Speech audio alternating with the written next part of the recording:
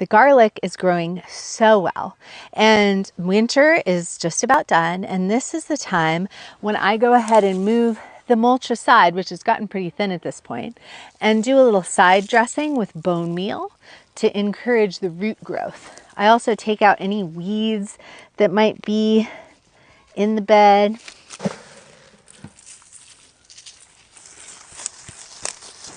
And after I've worked in that bone meal, then I add a generous amount of mulch. And that mulch could be hay, it could be straw. This is some spray-free straw we got from a couple counties over.